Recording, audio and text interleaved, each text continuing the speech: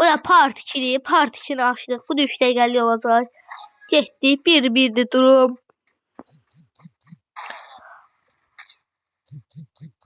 Adamlar çox güclüdür. Nəsə. Qoşuşuysan baba. Dalıb bir dənə nişan vursa çiçə git. Ay buli. Sıx.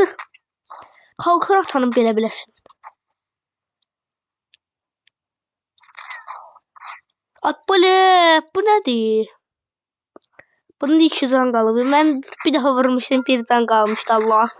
2 dəfə vurmuşam, 1 can qalıb. Deyirəm silahımı dəyişim, silahımı dəyişəndə mənə vurub.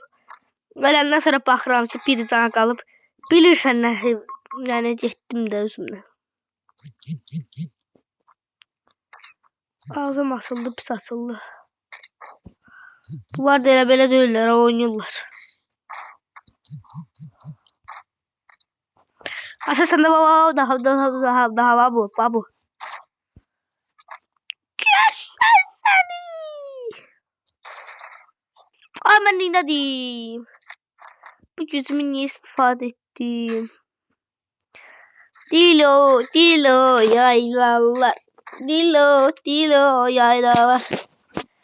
Yeni geline bakanız var. Yaylalar ay yaylalar. Dilo yaylalar. Gelen der yeni gelin. Bakanız varsa komentlerle gözlüyorum.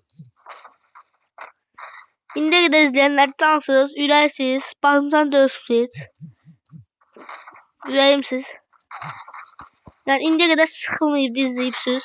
Canımsız, gözümsüz. Allah Rasul. Bir şey olmaz. Ben de elədim de, ben de vuruldum da.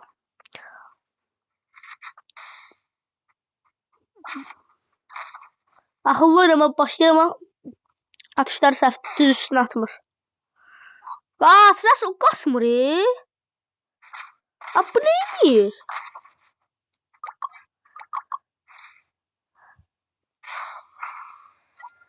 Oradan kaçabilir, kaçmır ben bu sefer eləmədim. Ona görə yəni deməliyəm. Neyse. Pam. Ay buli can birdi. O kilimi çalsın. Ay can basıb. Russell var yok mu? Part 3 ben gəlirəm. Bağlan.